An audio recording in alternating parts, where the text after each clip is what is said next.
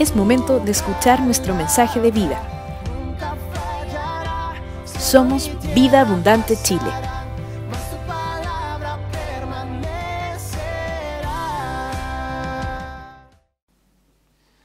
Hola, iglesia. Como no escucho, así que hola, iglesia. Hola, iglesia.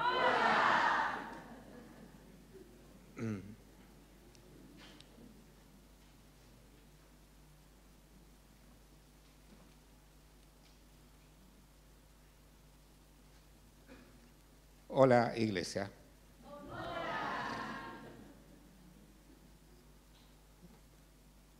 Que sea el Espíritu Santo quien nos pueda ministrar a todos. Y este mensaje, más bien, es un mensaje testimonial y desafiante también para mí, principalmente para mí, y también para ustedes. El título lo he colocado Aprendiendo en el Valle de Sombra porque todavía estoy en el Valle de Sombra. No es un proceso que ha concluido y no sé cuánto irá a durar. Y no sé si ustedes ubican a este hombre.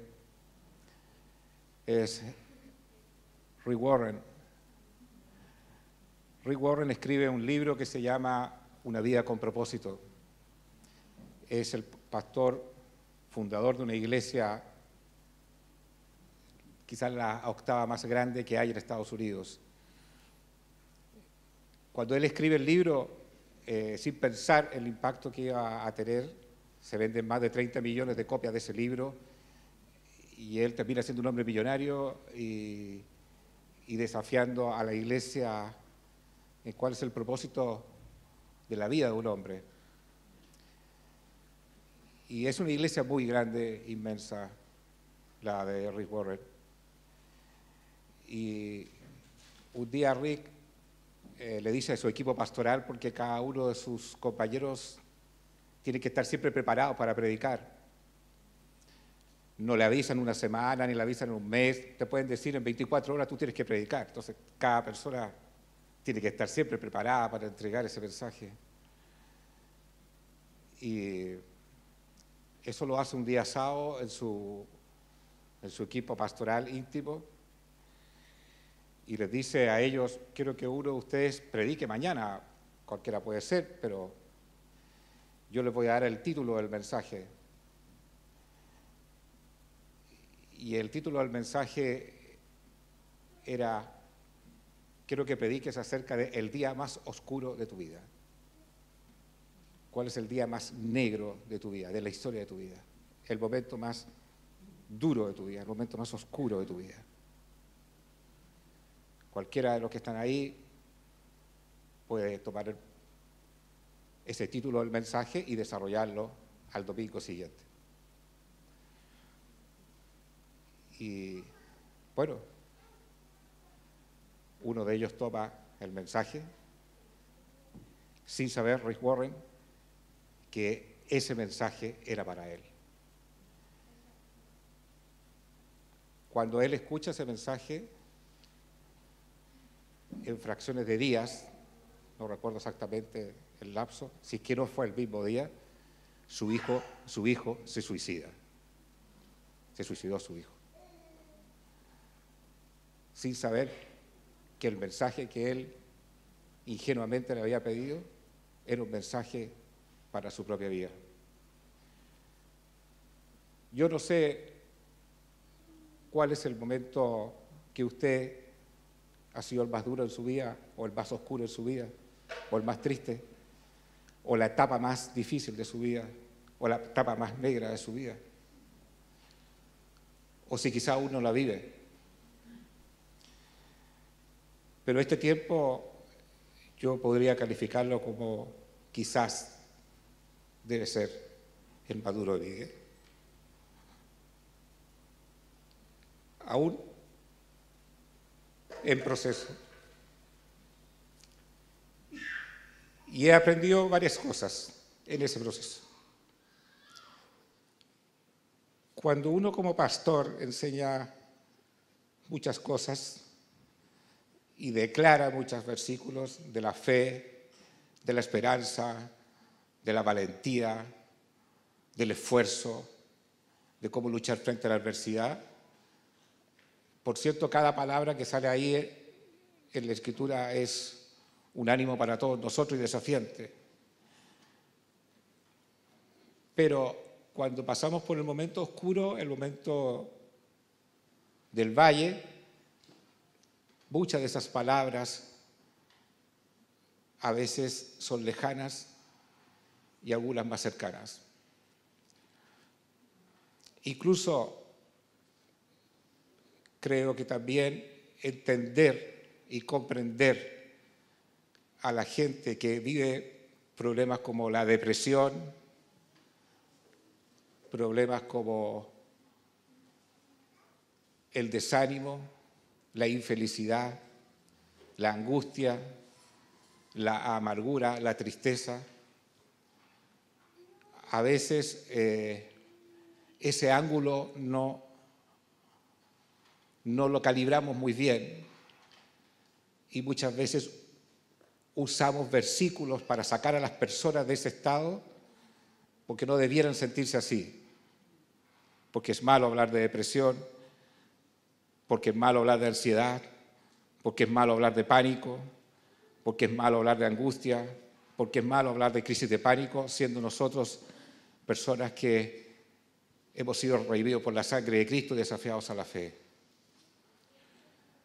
Pero durante este tiempo me ha ayudado a entender ese ángulo en el cual quisiera que ninguno pasara, pero podemos pasar y saber qué hacer.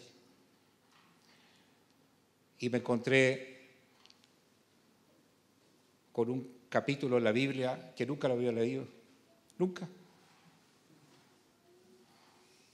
Y si toda la Escritura es inspirada por Dios, quiere decir que está la presencia de Dios en cada versículo, en cada pasaje, en cada verso. Y aquí hay un capítulo completo, que es el Salmo 88. Es desde el versículo donde parte hasta donde termina, es oscuro. Y está en la Biblia, ese pasaje. Y quiero extraer algunas cosas de ese pasaje rápidamente, porque pude entender que por algo está en la Biblia eso. Y si está en la Biblia, ¿cómo a veces podemos ignorar que eso puede pasar en la vida nuestra? Es interesante que quien escribe el capítulo 88, Salmistas, es un hombre de oración, es un teólogo, es un hombre que tiene una intimidad con Dios, una relación espiritual profunda.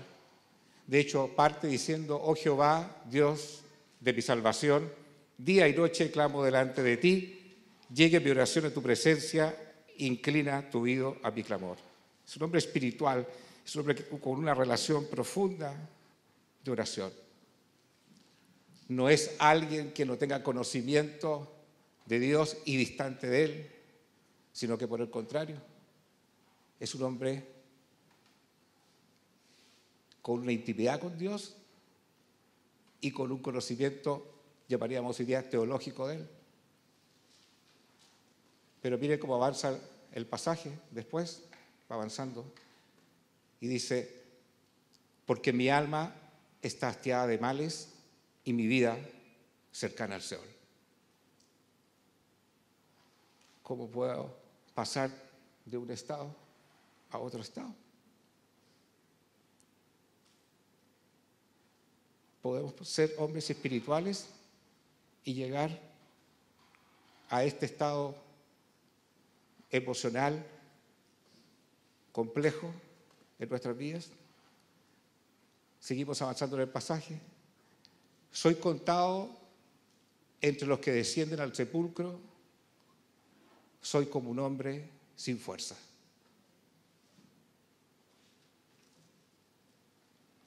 Seguimos avanzando, abandonado entre los muertos, como los pasados a espada que yacen en el sepulcro, de quienes no te acuerdas ya y que fueron arrebatados en tu mano.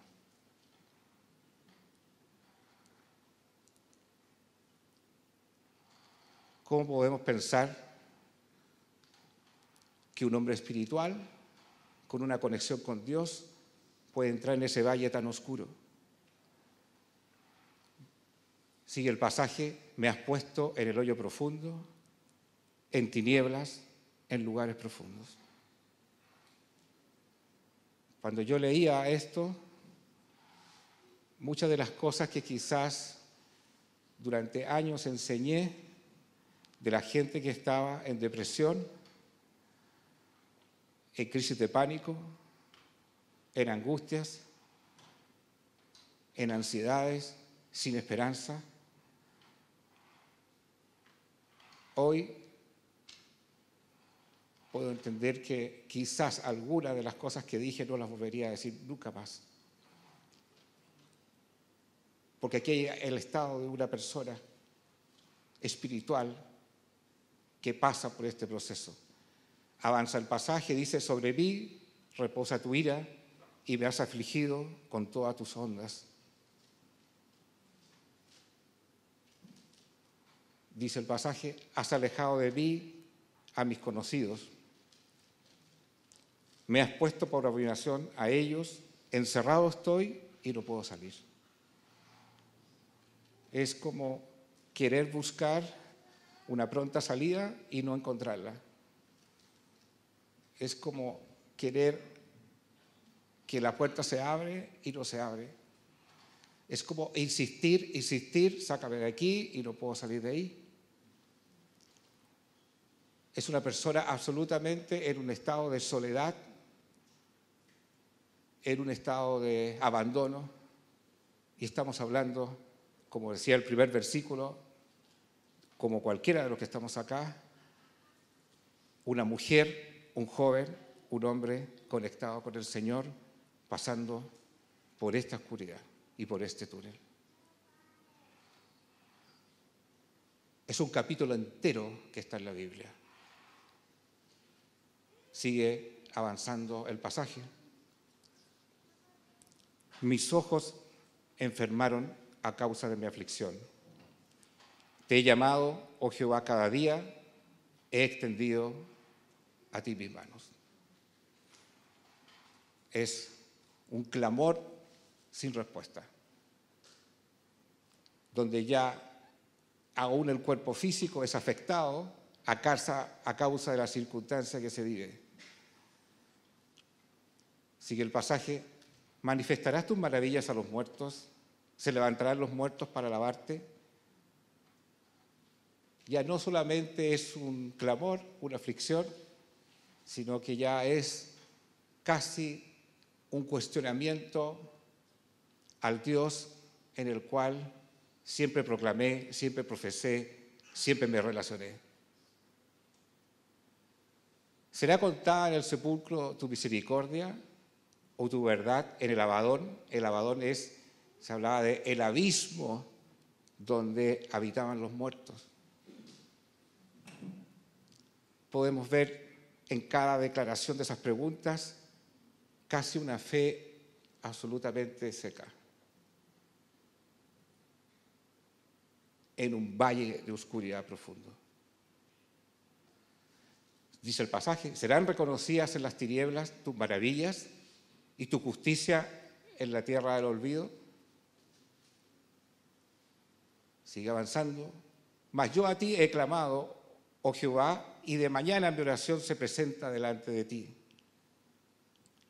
Es un hombre de oración, un hombre espiritual, un teólogo, que pasa por este valle de oscuridad, de depresión, de angustia, sin esperanza, sin luz.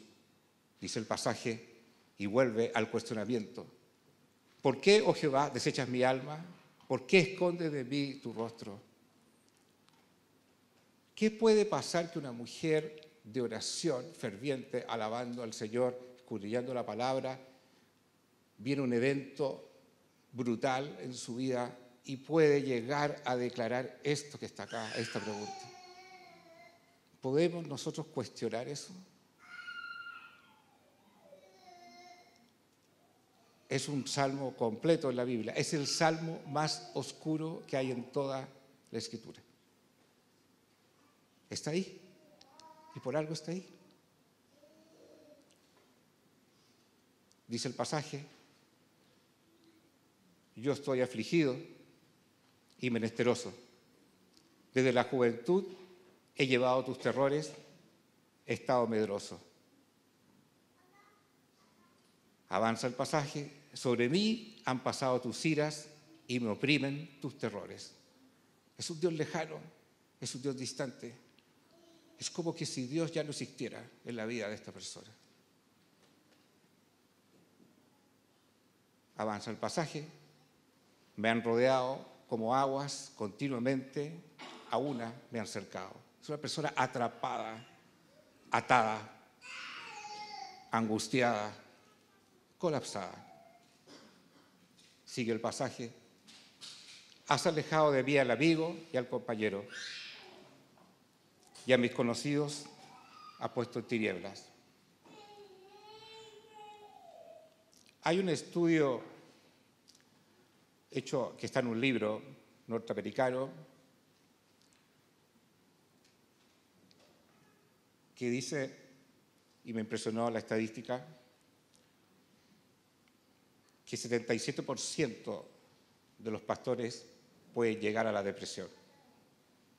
77%. Y al estado de la oscuridad, en alguna etapa de su vida ministerial. Y cuando se hace el estudio y se pregunta cuál es la causa, la respuesta que se dice es porque están solos. Esa es la causa. Cuando se navega por la oscuridad de un valle, la soledad es la compañía más cercana. Es la más cercana y la más dura de vivir. Y por eso quisiera compartir un poco testimonialmente lo que aprendí de este proceso. Primero, no sé cuál ha sido el día más duro de tu vida o cuál ha sido el momento más difícil de tu vida, o si aún no lo vives. Rick Warren pide que se le predique de eso sin saber que su hijo se iba a suicidar a los días después de escuchar ese mensaje. Nunca me había encontrado con el Salmo capítulo 88 en la Biblia, nunca lo había leído siquiera. Y he podido entender y comprender misteriosamente, entre comillas misteriosamente, que todo lo que está ahí puede sucedernos en la vida. Y es un llamado para todos nosotros para entender cómo el dolor, aún siendo personas cristianas, cómo la depresión, aún siendo personas cristianas, cómo la crisis de pánico, aún siendo personas cristianas, cómo la ansiedad, aún siendo personas cristianas, cómo la angustia, aún siendo personas cristianas, pudiera en algún momento tocar nuestras vidas y saber qué hacer. Saber qué hacer. ¿Qué hacer cuando llega? ¿Qué hacemos cuando llega? Y por eso quiero hablarles de las 5 noches. Que en realidad aprendí 4 cosas en las 5 noches. Hablo de 5 noches porque llego a la clínica un día viernes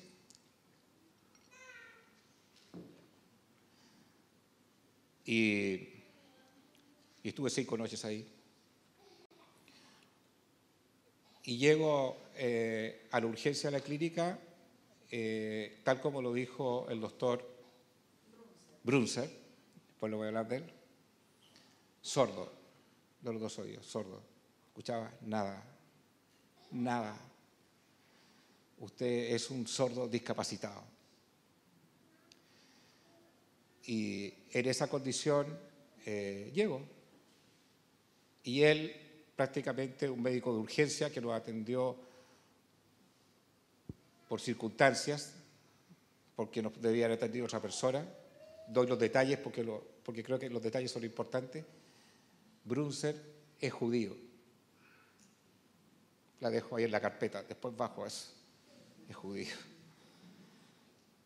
Y el hombre me ve y me dice, hay que internarlo, y dice algo que me llamó muchísimo la atención.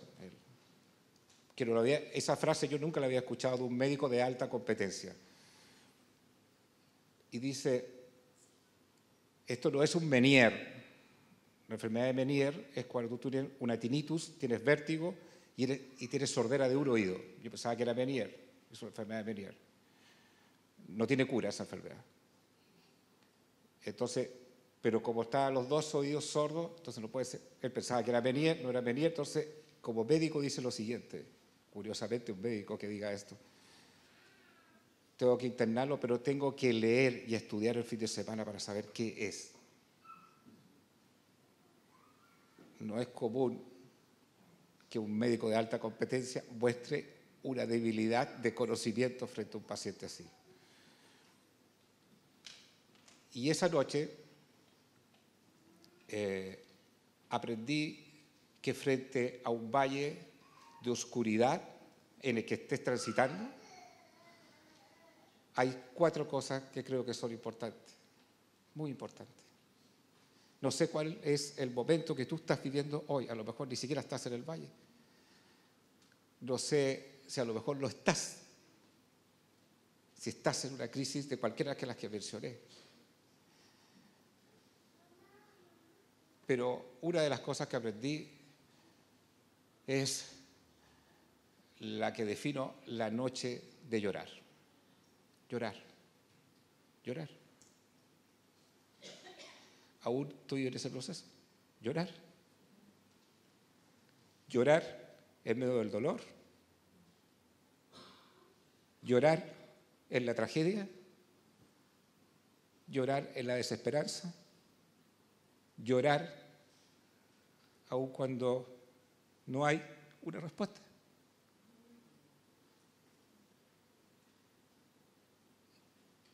David lloró frente a una tragedia. En Samuel, capítulo 30, del versículo 1 al 4, ocurre una tragedia en la vida de David. Y esa es esta. Cuando David y sus hombres vinieron a Siclac al tercer día, los de Amalec habían invadido el Negev y a Siclac. Y habían asolado a Siclac y la habían prendido fuego. Y se habían llevado cautivas a las mujeres y a todos los que estaban allí, desde el menor hasta el mayor.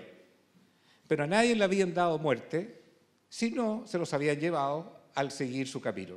Vino pues David con los suyos a la ciudad, y he aquí que estaba quemada, y sus mujeres y sus hijos e hijas habían sido llevados cautivos. Es como Rick Warren, tu hijo se suicidó. Entonces David y la gente que con él estaban alzaron su voz, ¿y qué dice? Y lloraron hasta que le faltaron las fuerzas para llorar.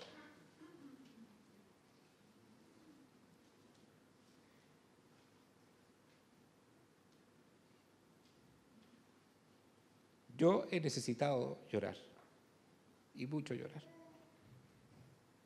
Todavía me falta llorar. A veces no puedo llorar. Y sé que necesito llorar.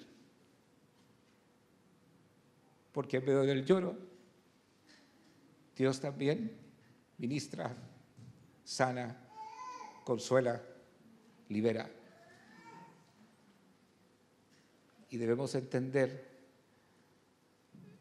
que en medio de una tragedia, llorar, Dios también se manifiesta. Dios también se mueve, Dios también te abraza, Dios también te toca. Pero tenemos que llorar. Y a veces es algo que lo reprimimos en vez de darle el curso frente a la oscuridad que estamos viviendo. Llorar en medio del valle. Llorar en medio de la tragedia. No sé cómo habrá sido el impacto para Rick Warren cuando le dice que su hijo se suicida. Es difícil no llorar en esa situación. La segunda cosa que también aprendí es lo que llamo la noche del desvelo y el silencio.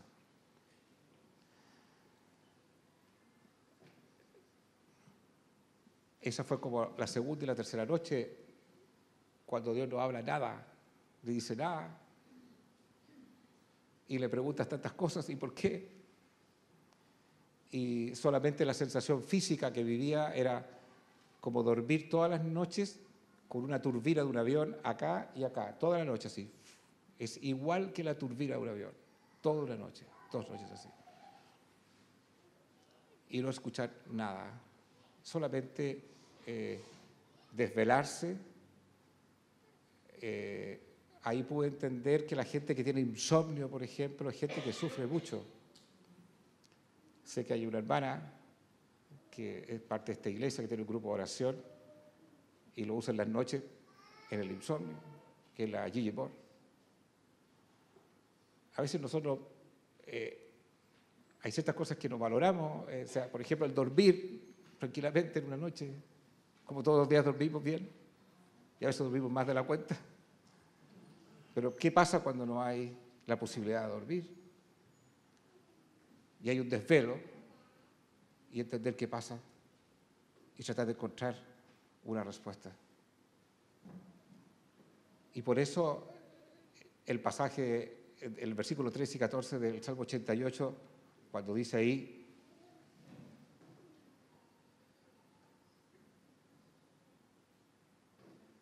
mas yo a ti he clamado, oh Jehová, y de mañana mi oración se presentará delante de ti. ¿Por qué, oh Jehová, desechas mi alma? ¿Por qué escondes de mí tu rostro? Yo estoy afligido y menesteroso. Hay momentos en que Dios no va a responder. Hay momentos que vamos a preguntar y habrá un silencio. En el valle de oscuridad que puedes vivir, llora, pero también va a venir una próxima estación en que Dios no va a responder. Por más que clamemos, Dios va a estar en un silencio. Y nuestra insatisfacción, nuestra frustración va a ser: Señor, ¿por qué no respondes? Pero en los valles ocurren los momentos de silencio y ocurren los momentos de desvelo. Y son así. Y son parte del proceso.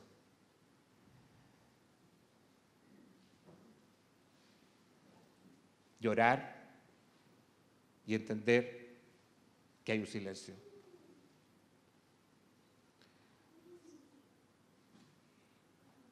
Pero después entendí algo más, que es la noche de la soberanía. Que hay cosas que le pertenecen a Dios y solamente está en su mente como creador y muy distante de nosotros como criaturas. Esa noche, que yo creo que fue la tercera noche, entre la tercera y la cuarta noche, la soberanía de Dios se manifestó en hablarme ciertas cosas personales en mi vida. Y por eso le coloqué profecía, y en hablar ciertas cosas también para esta iglesia y para algunas personas. Y aquí tengo que hacer una pregunta. ¿Usted quiere un mensaje hoy con censura o sin censura? Como yo estoy sordo, no lo escucho nada. ¿Lo quieren sin censura o con censura? Van a tener que gritar más porque no escuché. ¿Con censura o sin censura? ¿Están seguros? Ahí, en esa noche, Dios me habló a mí, inexplicablemente muchas cosas. ¿Y están seguros que lo quieren sin censura? ¿Ah? Y hay otras cosas para la iglesia y para personas determinadas. Por lo menos fueron 3 personas que no sé si están presentes acá. Si no están, no lo voy a decir. Pero entendí la soberanía de Dios.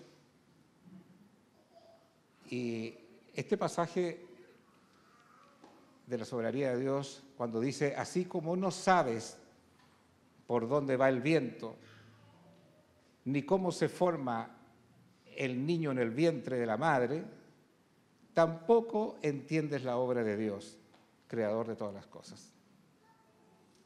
Porque Dios es tan infinito, escapa tanto a nuestro razonamiento, que la soberanía de Dios es igual. Dios actúa más allá de nuestra propia lógica, de nuestros propios sentidos. Y a veces nos cuesta entender por qué las cosas nos ocurren de tal manera, pero está la soberanía de Dios ahí. Y tenemos que aprender a descubrir esa soberanía. Yo todavía no la descubro toda, todavía estoy viviendo en pleno valle. Y sé que hay muchas cosas que todavía tienen que ocurrir y tienen que pasar, y que Dios tiene que mostrar, y que Dios tiene que revelar, y que Dios tiene que enseñar, y que Dios tiene que claramente manifestarse. Pero cualquiera sea el valle de oscuridad que estés viviendo o la prueba dura que estés pasando, llora. Habrá momentos de silencio donde no habrá respuesta de Dios, pero sí habrá un momento en que la soberanía de Dios lentamente comenzará a hablarte y dulcemente. Voy a dejar eso en carpeta porque voy a referir qué fue las cosas que creo que Dios me habló a mí en términos personales y también aquí al momento que estamos viviendo como iglesia. Pero Dios actúa en el valle, por muy oscuro que sea, por muy duro que sea, y lo hace soberanamente.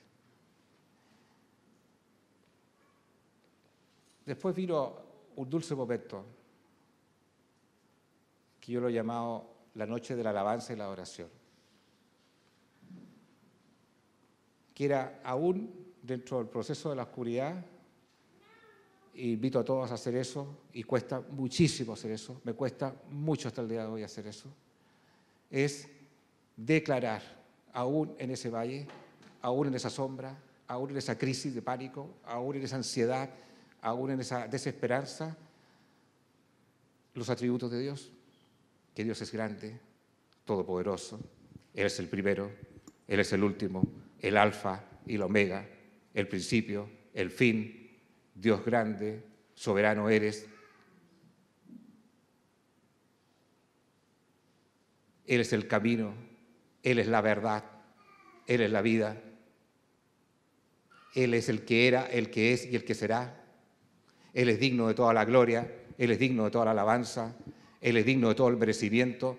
Él es el Rey de Reyes, Él es el Señor de Señores, Él es soberano por sobre todas las cosas. Él es el Dios creador de todas las naturaleza. Como dice la Escritura, que haya en nosotros el sentir que hubo en Cristo Jesús, el cual siendo en forma de Dios, no estimó el ser igual a Dios como cosa a que aferrarse, sino que se despojó a sí mismo, haciéndose siervo, hecho semejante a los hombres. Y estando en la condición de hombre, se humilló a sí mismo, haciéndose obediente hasta la muerte y muerte de cruz. Por lo cual Dios le exaltó hasta lo sumo y le dio un nombre que por sobre todos los nombres, para que en el nombre de Jesucristo se doble toda rodilla de los que están en los cielos, en la tierra y debajo de la tierra, y toda lengua confiese que Jesucristo es el Señor, para gloria de Dios el Padre. Él es el eterno, el primero y el último, el que sana, el que libera, el que consuela, y alabar y adorar. Y cuando ocurrió eso, pasó lo siguiente. Empecé a escuchar.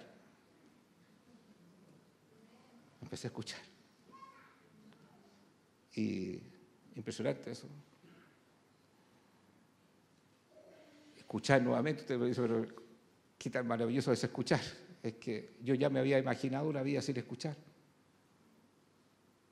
Ya no podía escuchar las alabanzas. ¿Cómo será una vida sin escuchar? Y acostumbrarme a internalizar eso, sin escuchar. Y empecé a animarme y escuchaba los teléfonos que estaban ahí, de las asistentes, mientras nos paseábamos por los pasillos de la clínica. Entonces, pero escuchar un teléfono, sí, que yo no escuchaba nada, nada. Y escuchar un teléfono era un milagro. Y eso ocurrió en la cuarta noche. Por lo tanto, venía el alta. Y el día del alta, no escuchaba nada. Nada. Era como nunca haber estado en la clínica. Nada. No escuchaba nada, pero como escuchaba 24 horas, no escuchaba nada.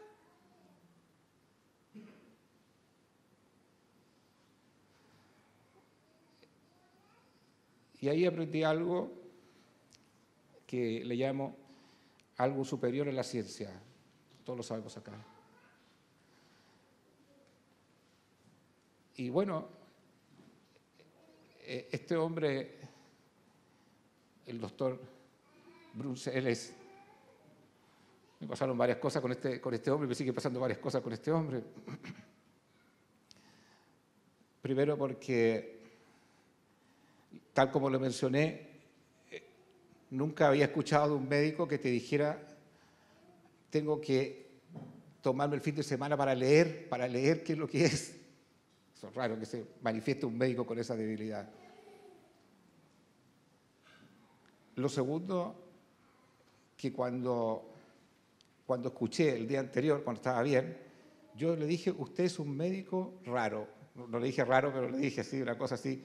Usted es un médico atípico. La palabra creo que fue atípico. Es extraño que un médico diga y se presente que tengo que investigar lo que es. Y él me contó una historia.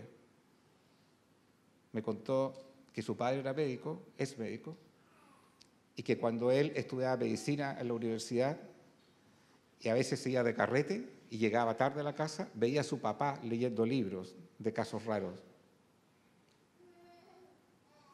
Instruido. Entonces, papá, ¿qué estás haciendo? No, estoy leyendo más. ¿Pero para qué si tú sabes todo? No todo se sabe en la vida. Y ese modelo a él le quedó.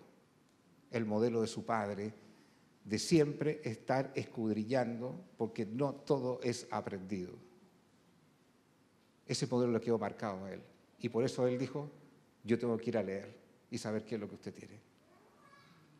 Es un buen discipulado eso, entre paréntesis, para que vean lo que hace un discipulado. Y cuando quedo en el mismo estado, que no escuchaba nada, Bruce dice, bueno, esta enfermedad es así, yo lo único que le puedo decir es que usted es el número 2. ¿Número 2 de qué? En la historia clínica que tenemos, en toda la historia clínica que tenemos, han habido 2 casos de enfermedades raras que no sabemos qué son. Usted es el número 2. Una enfermedad autoinmune que no se sabe la tipología de la enfermedad. Usted es el número 2. Vamos aquí el número 2. Entonces tenemos que seguir con el tratamiento y habrá que achuntarle, me dice. Esa fue la palabra que usa. Habrá que achuntarle. ¿Qué le parece a usted que un médico le diga, vamos a tratar de achuntarle? Así que llego, esto está relatado en el WhatsApp también de la iglesia, llego a Pirque, a mi casa, en ese estado, en el mismo estado en el cual había entrado hace 5 días a la clínica. El mismo estado. Y como nosotros estamos colindantes a una calle principal, veía pasar habían muchos temas de incendio en el verano, entonces pasaban los carros de bomba, pasaban las ambulancias, y yo no escuchaba las sirenas, no escuchaba nada. Escuchaba la voz de Carolina muy lejos nomás. Entonces no podía entender cómo 24 horas antes no escuchaba. Y sin embargo, las oraciones de ustedes, a las cuales estoy profundamente impactado. La convocación a los ayudos aquí el día martes, le achuntaron. la achuntaron sentado ahí en una banca, mientras yo estaba como frustrado, casi deprimido, como lo decía el Salmo 88, porque así, a veces paso así algunos días, soy honesto con eso, a veces paso por esos mismos versículos. Empecé a escuchar el ronroneo de una paloma. Yo pensaba que... Y después empiezo a escuchar el agua de un canal de regadío que está ahí cerca. Asocié un martes particular de oración que ustedes oraron y ayunaron. Y a las 24 horas, Dios la achuntó. Dios la achuntó. Y todavía le sigue achuntando. ¿O no? ¿Sí o no? Digo, la gloria para Él. Ah, gloria para Él.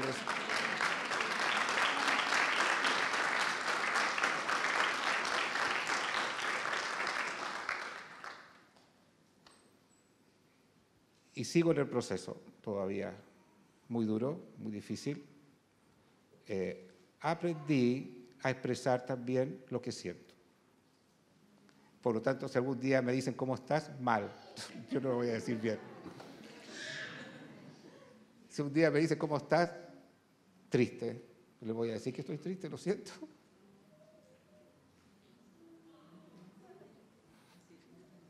Y si estoy en paz,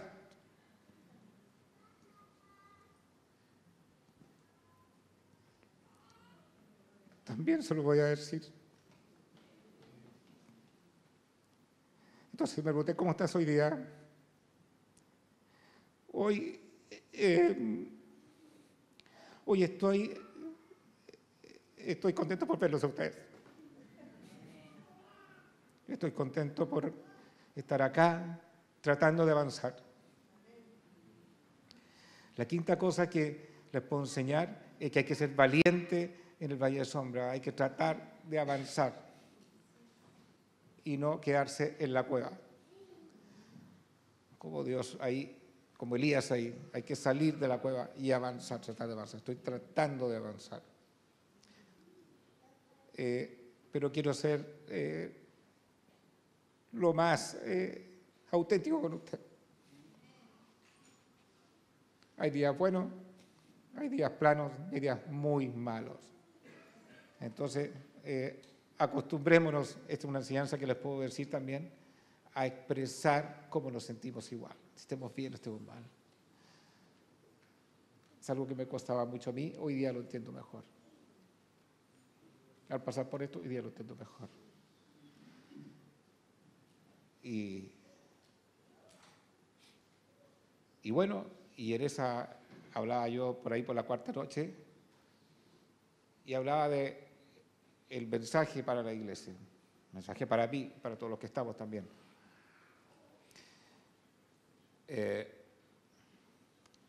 Tiene que ver con cosas que sabemos, pero que tenemos que volver sinceramente a revisarnos todos, me he revisado mucho en este tema, y a confrontarnos, porque finalmente tiene que ver con la misión y la trascendencia de la iglesia, y lo van a poder entender más.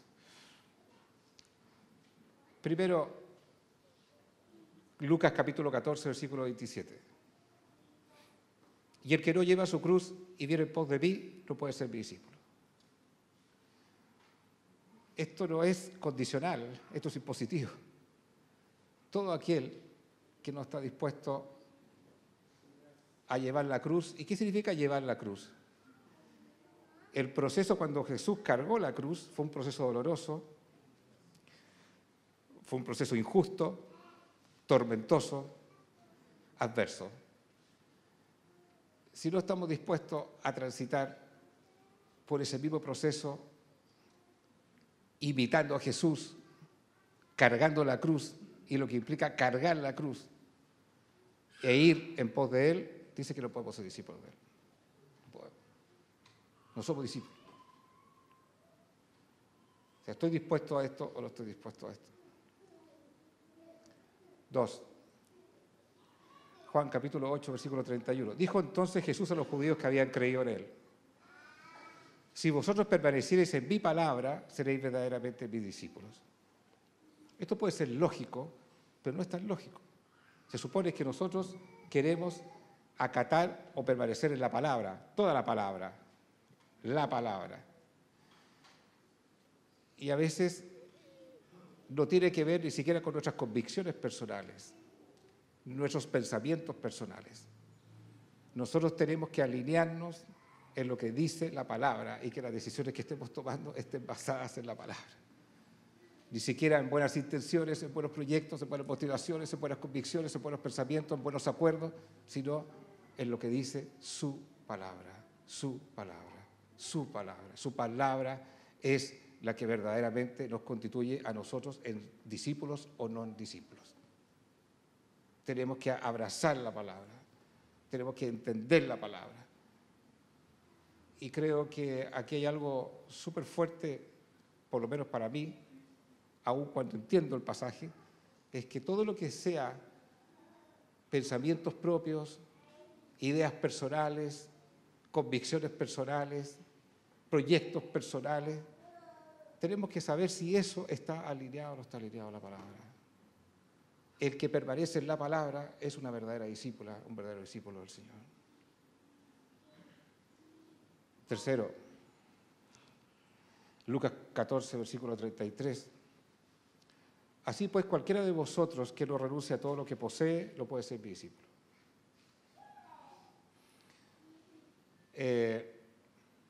Yo voy a hablar por mí, no voy a hablar por usted.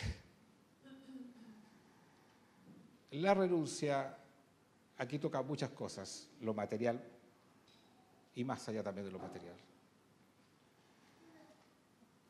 Y verdaderamente creo que es un punto en el cual muchas veces no colocamos la óptica microscópica, pero Dios sí la coloca. Y nosotros, hablo de nosotros porque involucra a Carolina, nuestra vida va a cambiar mucho probablemente ministerial, en muchos sentidos, y va a tener que tomar muchas decisiones a raíz, no solamente de esta experiencia, sino un proceso que ya venía desde antes. Si tú quieres ser una discípula de Cristo, si quieres ser un discípulo de Cristo, todo aquel que no renuncia, que no se niega voluntariamente por esa causa, no puede ser un discípulo. Podemos vivir una actividad eclesiástica, pero no vivir lo que es la esencia de lo que es la iglesia. Y eso parte por la renuncia. Muchas cosas que renunciar, muchas cosas. Yo tengo que renunciar a muchas cosas. A muchas cosas.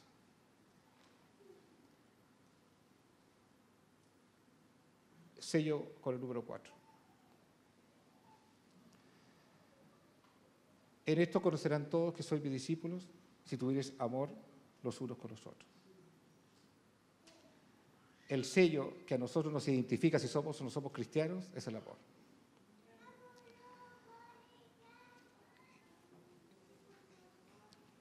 Yo he sentido el amor de ustedes profundamente en este tiempo, en muchos. Quiero dar las gracias por el gran amor de ustedes, por las oraciones, por los mensajes. No siempre podía contestar los mensajes, por cada acto de amor de ustedes. También pido perdón a todas las personas a las cuales yo he dañado en esta iglesia,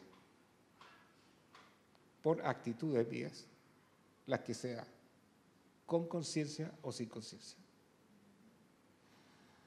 Sea de indiferencia, la que sea.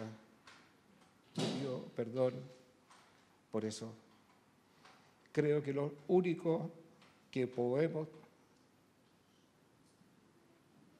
levantar como una iglesia de un testimonio es el amor. No hay otra posibilidad, no existe otra posibilidad.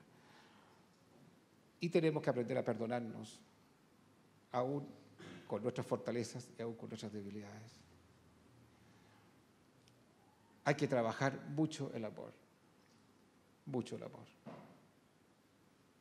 Por eso, aquellos que yo haya ofendido en esta iglesia por actitudes mías y tú te has sentido ofendido por mí o por mi esposa, yo te pido perdón. Y hay que trabajar mucho el amor, porque finalmente es el amor. El amor finalmente es lo que hace que el mundo crea si hay un cristianismo de verdad o no. Son 4 cosas demasiado potentes para ser un discípulo de Cristo. Llevar la cruz, permanecer en su palabra, renunciar a todo y amar. Amar. Ese es el mensaje para la iglesia.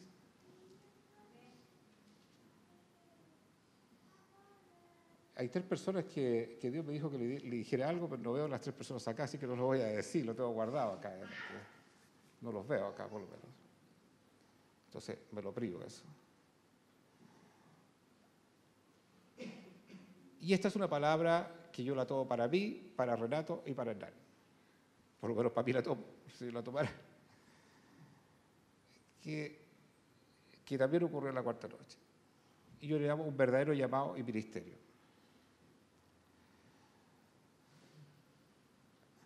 ¿Qué es ser un pastor? ¿Qué es eso de tener llamado o no tener llamado? ¿Qué es eso de si tengo ministerio o no hay ministerio?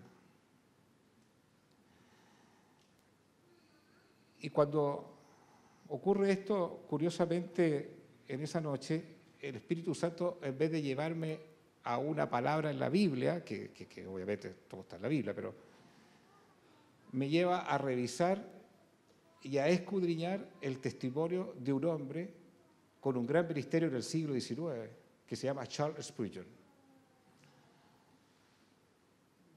Este hombre. Y él concluye que hay 4 cosas o 4 principios si la persona tiene o no tiene llamado pastoral o ministerio. 4. No hay más que 4. Charles Spurgeon fue el evangelista más grande en el siglo XIX, inglés. Y él menciona como primer punto un ministro llamado, dice que él busca la prioridad, fíjese bien en este tema, de confirmar un llamado, si yo tengo o no tengo un llamado. Si es mi prioridad o no es mi prioridad en la vida. ¿Es la primera cosa en mi vida verdaderamente? ¿O hay otras cosas que son más importantes que eso? Un pastor, un ministro, tiene que buscar y confirmar si la prioridad en su vida es ese trabajo al cual Dios lo está llamando. O hay otra cosa.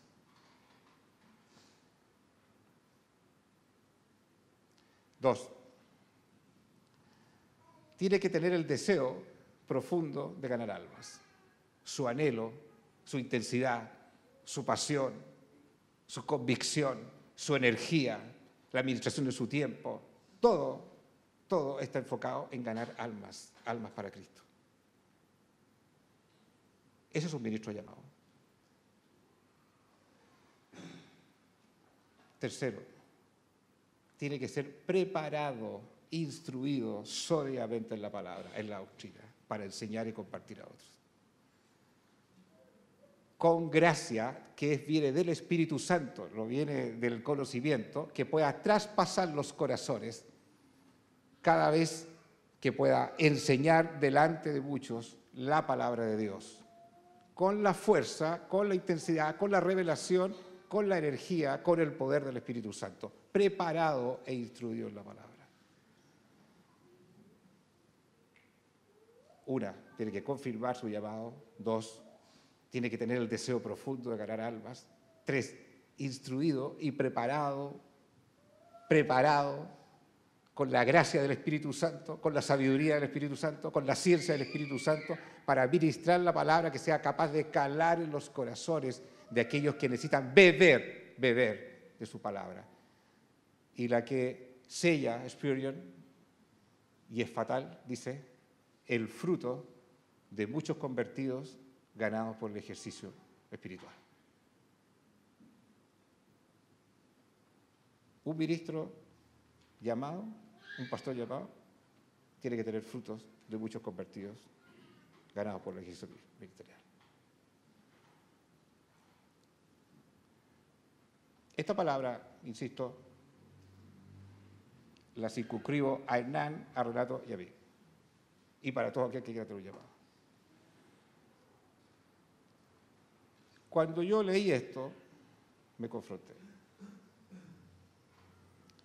Y me quedan dos opciones.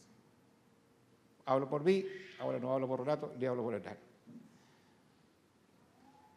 O digo que no tengo llamado y abort mission, o como un mensaje que da ahora en las iglesias de Apocalipsis, arrepiéntete y haz las primeras obras. Las primeras obras. Las primeras obras a las cuales uno ha sido llamado de ir y hacer discípulos. Son las primeras obras. De predicar el Evangelio a los que no conocen. Tenemos dos opciones y hay que ser súper honesto. No toda la gente llamada a ministerio. No toda la gente ha sido llamada a un ministerio pastoral. A veces creemos que tenemos un ministerio pastoral por circunstancias, por situaciones que nos pasaron en la vida. Pero al ver esto, tenemos que tener la claridad si yo realmente he sido llamado a un ministerio o no. Y tenemos dos opciones, decir, parece que no lo fui, y no lo soy.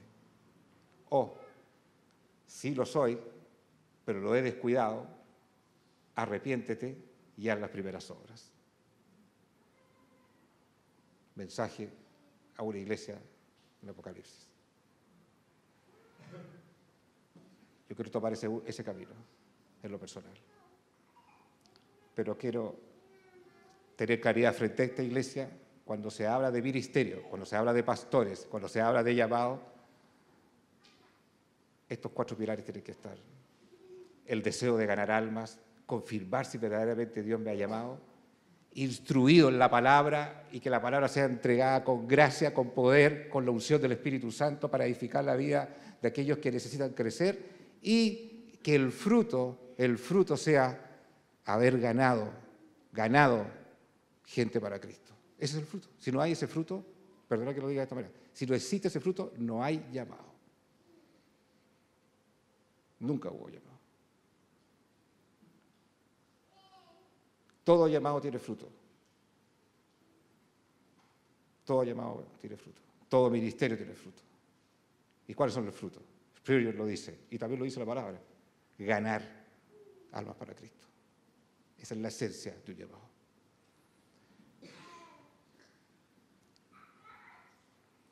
Me autorizaron que el mensaje era sin censura.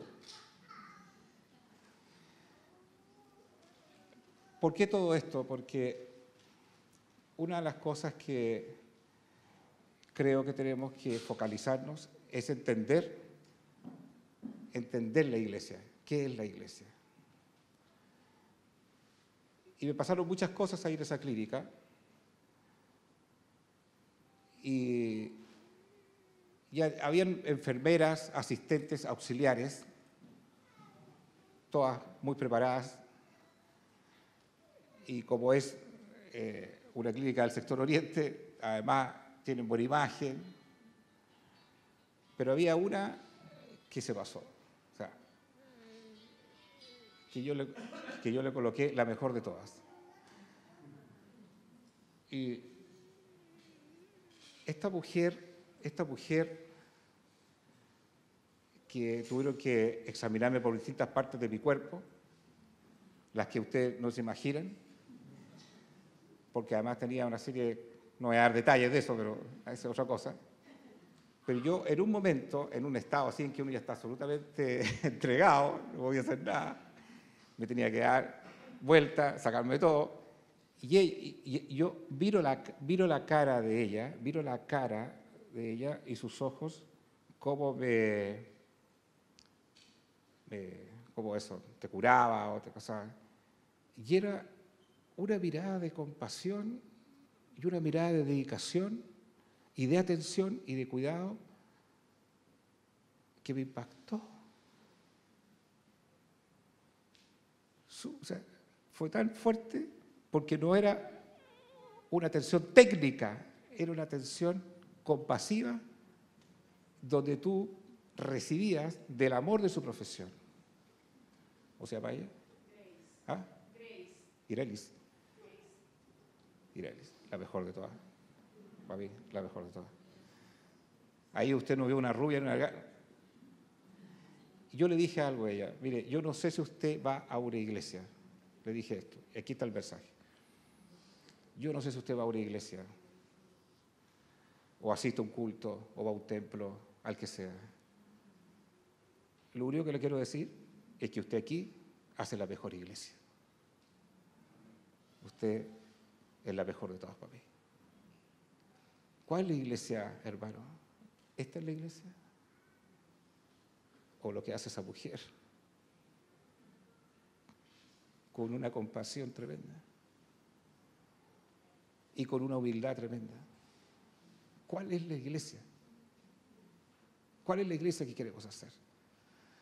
¿La del culto el día domingo? ¿O la iglesia que necesitamos, donde los que están enfermos, donde los que están con crisis de pánico, donde los que están con depresión, donde los que están con quiebre económico, donde los que tienen divorcio, donde hay infidelidad, donde hay suicidio, donde hay, creo que tengo que abortar? ¿Dónde está la iglesia? ¿Cuál es la iglesia?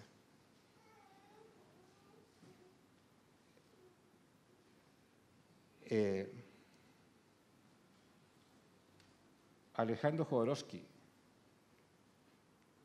que es un filósofo, un escritor, miren lo que dice. ¿Qué les parece esa reflexión? Muchos se están alejando de las iglesias para acercarse a Dios. Eso no es un hombre cristiano. Él es un humanista, escritor. Y lo que dice, si la iglesia es lo que yo veo en el templo, prefiero no ir a la iglesia. ¿Cuál es la verdadera iglesia? ¿Cuál es la verdadera iglesia a la cual Dios nos está llamando a vida abundante? La iglesia que debe acercarse al drama humano. Esa es la iglesia. Esa es la iglesia. ¿Cuánto estamos haciendo de iglesia verdaderamente? Les doy un dato. ¿Saben cuántas iglesias el año pasado se cerraron en Estados Unidos? Iglesias, templos. ¿Saben cuántos se cerraron? Se cerraron. Deme un número, el que se le ocurra. ¿Ah? ¿Cuánto? ¿No te escuchó? ¿2.000? Entre 6.000 y 10.000 iglesias se cerraron en Estados Unidos. 6.000 y 10.000 iglesias. Se cierran entre 100 y 200 a la semana en Estados Unidos. 2018. La causa, se hace el estudio de la causa, están los templos ahí secos. La causa es la ausencia del evangelismo y el discipulado. Esa es la causa.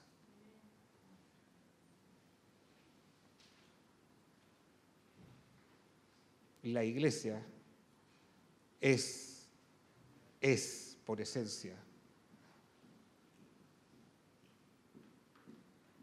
el llamado de Dios al necesitado y a rescatar al que está perdido, a la oveja que también está perdida. Y necesitamos volver a eso como visión de iglesia. Entonces, ¿qué hacemos, queridos hermanos? Por lo menos encontré a algunos de los que tengo que entregar una profecía aquí. Ya lo vi ya. Yo lo voy a hacer. ¿Qué hacemos? Con Carolina no tenemos opción. Estamos en un valle que va a seguir, pero que nos va a llevar a tomar muchas decisiones radicales en nuestra vida. Y lo vamos a hacer. Como iglesia, solamente quiero transmitir lo que acabo de transmitir. Usted lo podrá recibir, lo podrá rechazar. Todo aquel que no renuncia a todo lo que posee no puede ser mi discípulo. Si permaneciereis en mi palabra, seréis verdaderamente mis discípulos. Todo aquel que nos lleva a la cruz y va en pos de Él, no puede ser mi discípulo. En esto va a conocer el mundo si somos cristianos, si nos amamos los unos a los otros. Hay que sanarse, hay que limpiarse, hay que perdonar, hay que amar. Y aquellos que tenemos una misión pastoral, escudriñarlo si verdaderamente somos pastores, si hay llamado. Si hay llamado es porque tiene que haber el anhelo ferviente de ganar alma. Si es la prioridad en nuestras vidas. Formados sólidamente en la palabra. Si no somos formados sólidamente en la palabra, ¿qué le vamos a entregar al que no conoce la palabra? Y cuarto, tiene que haber fruto.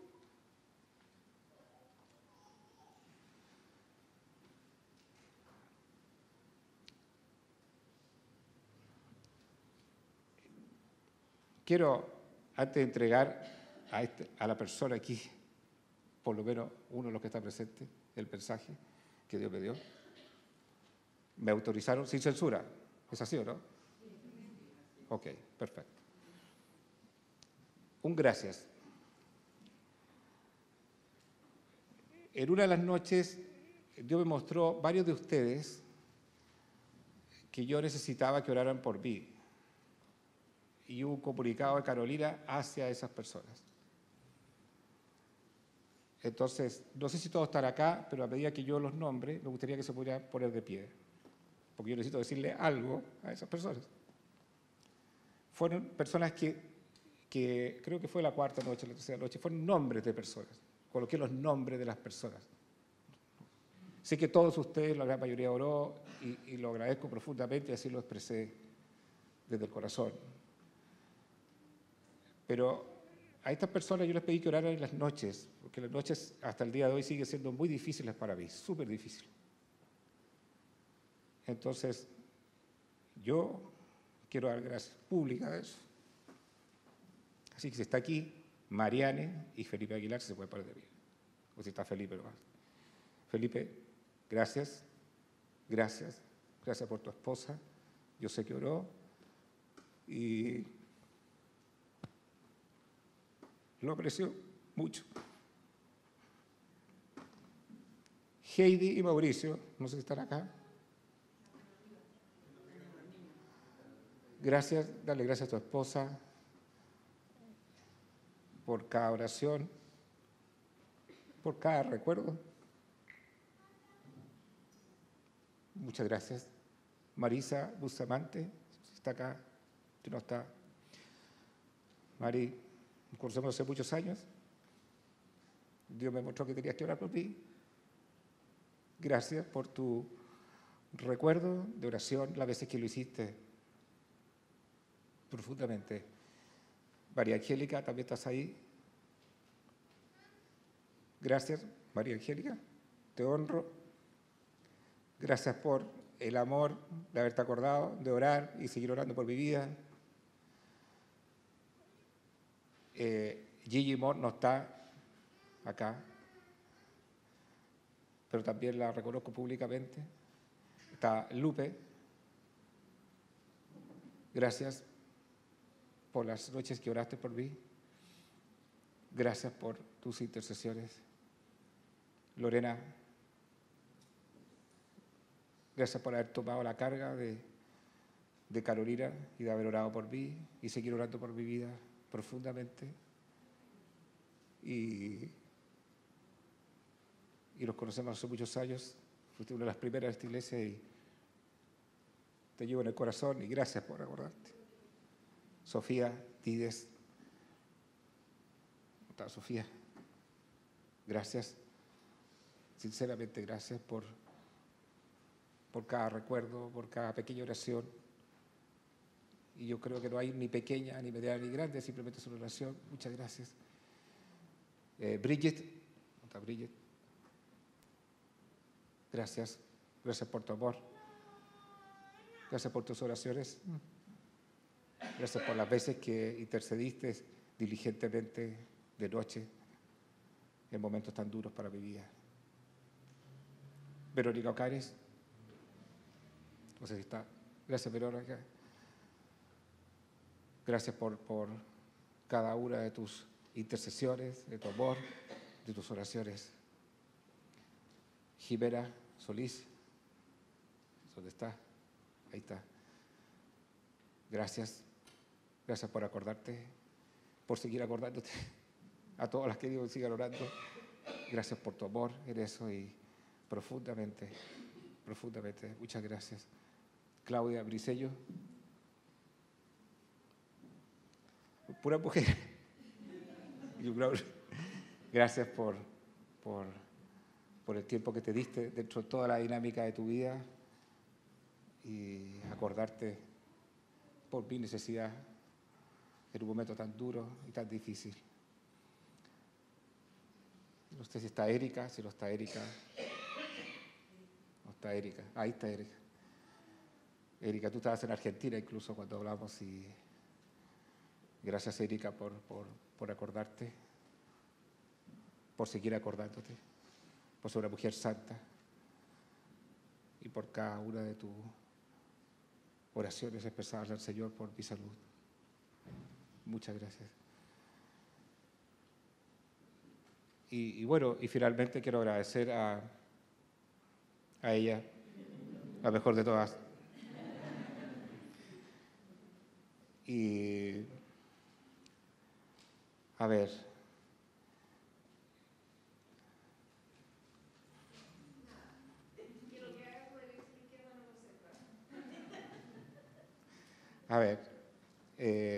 sin emocionarme mucho. Ella me acompañó todas las noches en la clínica. Y después de ser anecdótico, como yo no escuchaba nada, yo quería escuchar por lo menos sus ronquidos.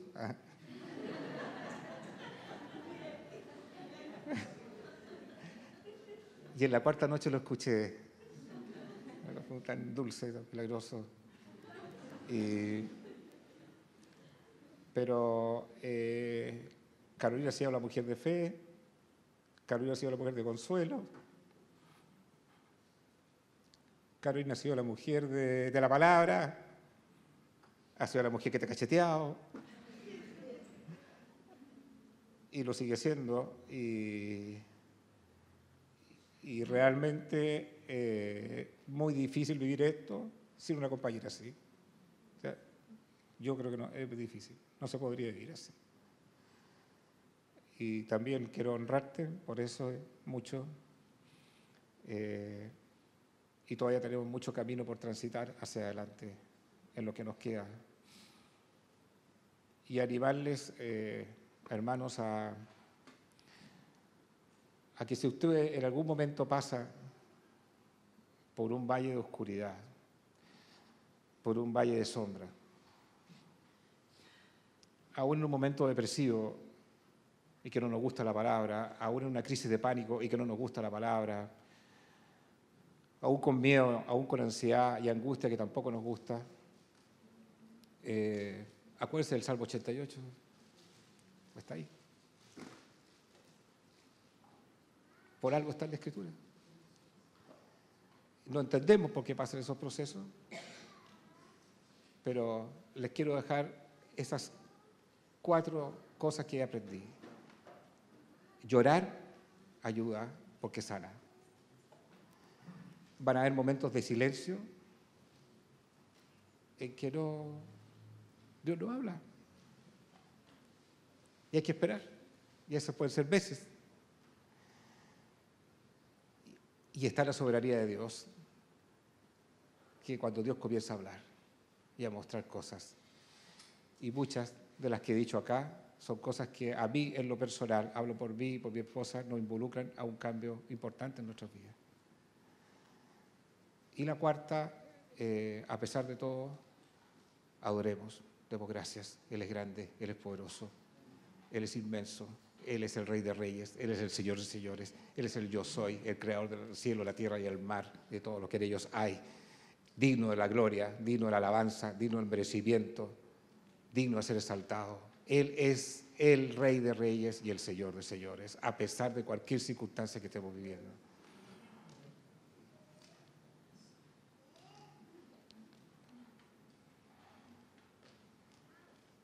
Queda mucho por delante, y esto no puede quedar en este mensaje, es algo que internamente hemos hablado también con los pastores, involucra también muchas cosas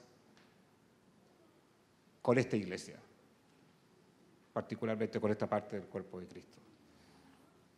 Era un mensaje más bien testimonial y agradecerles a todos ustedes, realmente a todos los que han orado, a los que han ayudado, a los que han convocado aquí el día aparte para orar por nuestras vidas.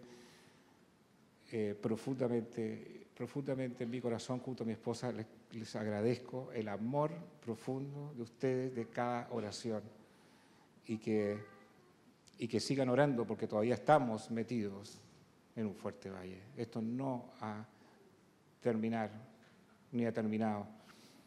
Y como Carolina también ha sido parte de todo este proceso, también quisiera que ella pudiese expresar lo que hay en su corazón. Es muy breve, Matías, y le he pedido al Señor que tome control de mis emociones. Quiero honrar a mi madre porque renunció a mí. Hace meses que no estoy con ella y ha sido muy noble conmigo. Todos los días nos escribimos. Por favor, no lloremos, pero bueno, aunque dijiste otra cosa. Pero quiero honrarte, darte gracias. Y Dios me ha bendecido tremendamente porque todo lo que tengo me la recuerda, todo. Las cartitas, tengo una caja llena de cartas porque durante las mañanas, así que tú sabes que te amo infinito. Muchas gracias. Quiero honrar todo el cuerpo de Cristo, como dice Agustín, estuvo con nosotros. Pero no quiero dejar de mencionar a algunas personas porque es importante que la iglesia lo sepa. Nuestra amada Angélica.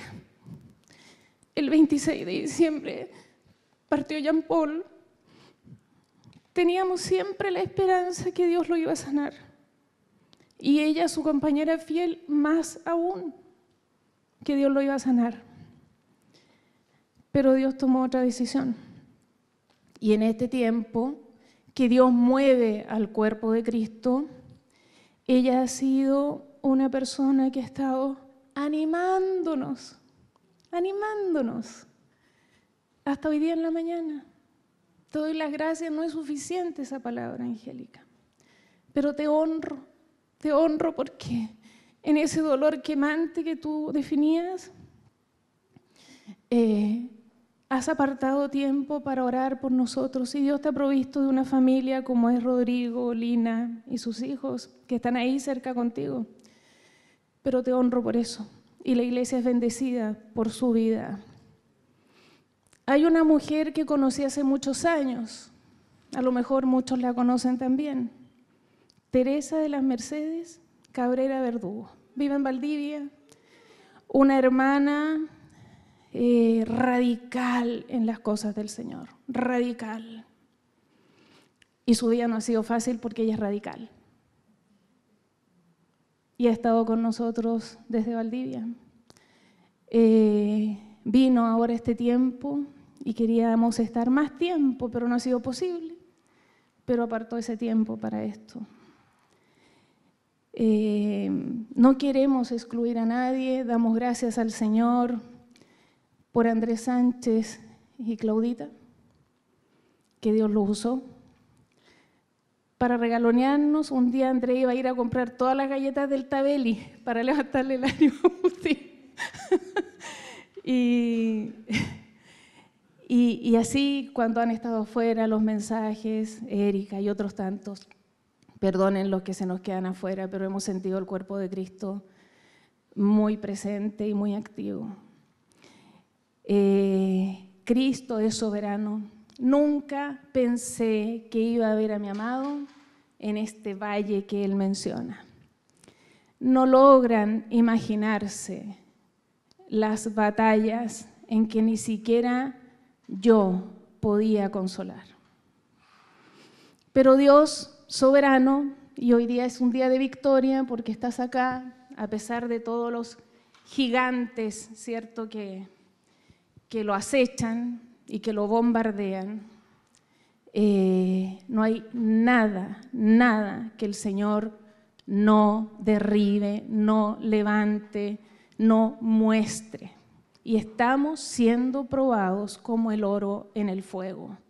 Gloria a Dios por eso, porque muchas veces dijimos, Señor, prueba nuestra fe, no solo por la abundancia y por la sobreabundancia material que Dios nos ha dado, prueba nuestra fe porque queremos declarar tu soberanía, tu gobierno en nuestras vidas, aunque tú nos quites todo. Y hemos entregado con Agustín, arrodillados, Señor, lo que a ti te plazca,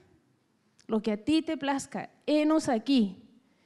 Y en el corazón, Dios lo sabe, está todo entregado, todo.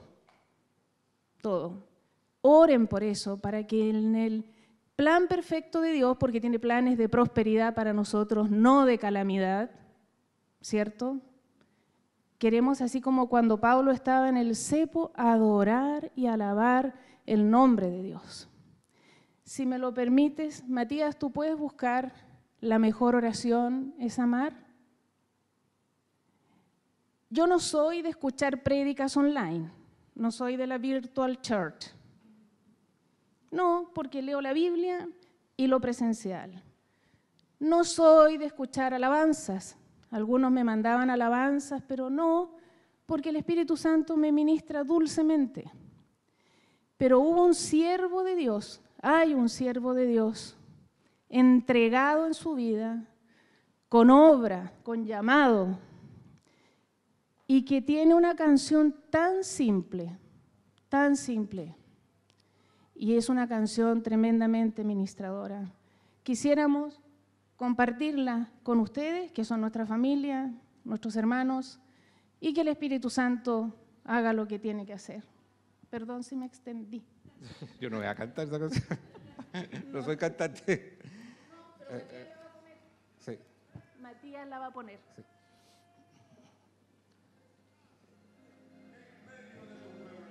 Sí. Pero poco. Antes de cantar esa canción, tengo que entregar esta profecía. Quiero aclarar esto, no lo hemos hecho nunca. Si pueden cerrar la puerta, es muy importante que lo va a recibir. La profecía siempre tiene que ser juzgada, pero tendrá que ser juzgada y discernida.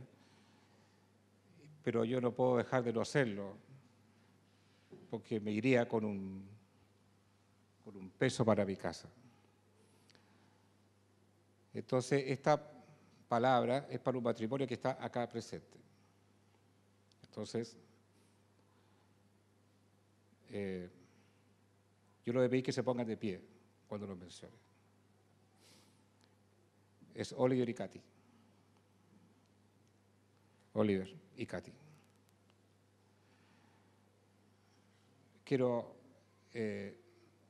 Yo esto lo escribí porque uno se olvida, tiene que escribir lo que recibe. Quiero aclarar lo que vamos a hacer para que tenga usted conocimiento de este tema. La profecía es cuando Dios habla algo en distintas áreas, o para exhortar, o para edificar, o para consolar. Y aún así, la profecía también tiene que ser discernida, tiene que ser evaluada, digamos. Y por lo tanto, incluso lo que yo les voy a decir tiene que ser discernido por ustedes. Esto ocurrió, debe ser la cuarta noche, cuando Dios me muestra la vida de ustedes. Y dice así. Es personalizado a Oliver, pero incluye a Katy, hermano. Yo te he llamado a que seas un ministro del Evangelio. Es el tiempo que tomes decisiones. No hay llamado sin una pasión. Mientras más ames a tu esposa, más verás la gloria de Dios, la gloria mía, obrando en tu vida. Katy, te he puesto como una guerrera de intercesión. A través de tus oraciones, muchos serán levantados y consolados. No desechen la llamada que hoy les hago. La necesidad es hoy. Yo lo llamo a ser valientes, a ejercer la gracia que he puesto en sus vidas y llamados a una vida ministerial para la difusión del Evangelio de Jesucristo. El perfume de su hogar, llénenlo, toda la atmósfera de alabanza. Sus hijos serán adoradores. Preparen el corazón de ellos. Que Dios les hable a través de este mensaje en sus vidas. Hay dos personas más, gracias, que no están acá, pero está su marido, quizás. Mario, si tú te puedes poner de pie, esto es para tu esposa. Es para tu esposa, pero como son uno, es lo mismo. Pero es ella, en realidad. Quiero que vuelvas intensamente a buscarme en oración. Te hablaré en discernimiento y profecía. Encontrarás diseños que yo he preparado para que sirvas arduamente por la causa de mi nombre. Es una palabra para tu esposa, para ti. No veo a la otra hermana, por lo tanto me privo del tema.